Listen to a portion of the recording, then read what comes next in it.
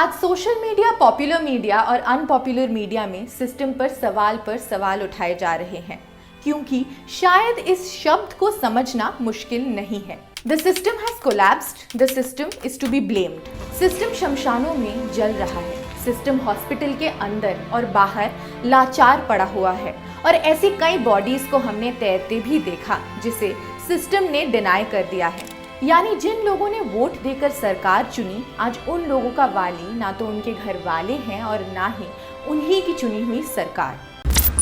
संविधान का article 21 right to life शायद धूल में, धुएं में या साइक्लोन की वजह से हमें दिखाई देना बंद हो गया है, लेकिन जो दिखाई दे रहा है उसमें कितनी बिल्डिंग्स गिराई जाएंगी।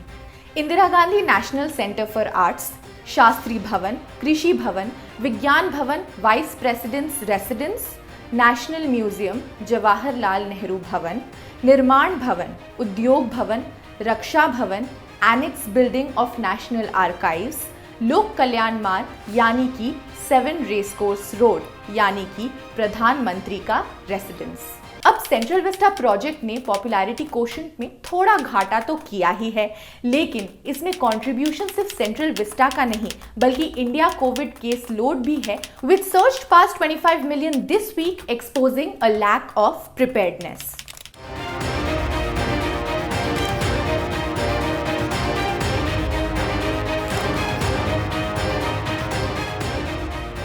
ओवरऑल रेटिंग्स के हिसाब से पीएम मोदी इस हफ्ते 63% पर है, जो उनका ऑल टाइम लो माना जा रहा है जब से अगस्त 2019 में उनकी पॉपुलैरिटी को एक यूएस फर्म ने ट्रैक करना शुरू किया।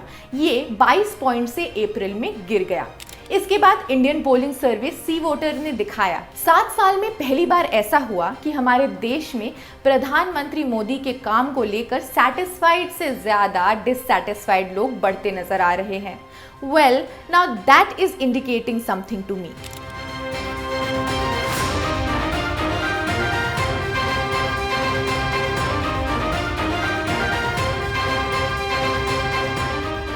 It is indicating system fail हुआ। सिस्टम को ये नहीं सोचना चाहिए कि जिन्हें कभी कुछ नहीं दिखता वो भी आपके और मेरी तरह इस महामारी में सरवाइव करने की कोशिश कर रहे हैं। इनफैक्ट सिस्टम को समझना चाहिए कि अब बातें गांव-गांव तक पहुंच रही है, तो कुछ तो पॉपुलैरिटी पर असर होगा ही।